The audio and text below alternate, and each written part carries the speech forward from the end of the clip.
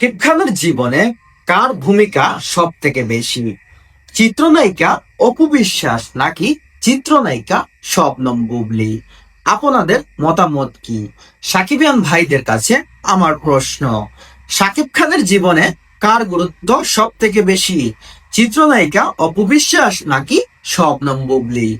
অপু বিশ্বাস 2008 সাল থেকে শাকিব খানের সাথে প্রেমের বন্ধনে আবদ্ধ হয়েছেন। তারপরেও তারা লুকিয়ে বিয়ে করেছেন।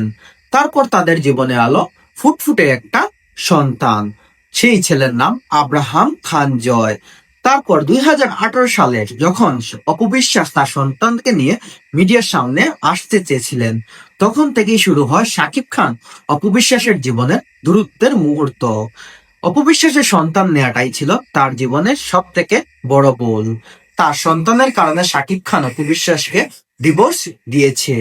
কিন্তু অন্যদিকে 2018 সালে যখন অপু বিশ্বাস প্রেগন্যান্সি অবস্থায় হসপিটালে ভর্তি ছিলেন, সেই মুহূর্তে শবনম বুবলী শাকিব খানের সাথে জড়ায় প্রেমের সম্পর্কে।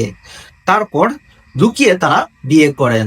তারপর বুবলী এবং শাকিব খানের জীবনে এলো ফুটফুটে একটি সন্তান। সেই সন্তানের নাম ছিল শেহজাদ খান বীর। যখন শবনম বুবলীও অপু বিশ্বাসের ছেলে আব্রাহাম খান জয়ের জন্মদিন ছিল, তখন সেই দিনই শবনম বুবলী বীরকে নিয়ে ক্যামেরার সামনে আসে। তখন প্রশ্ন উঠেছিল, বুবলী আপনার কোলে সেই বাচ্চাটি কে?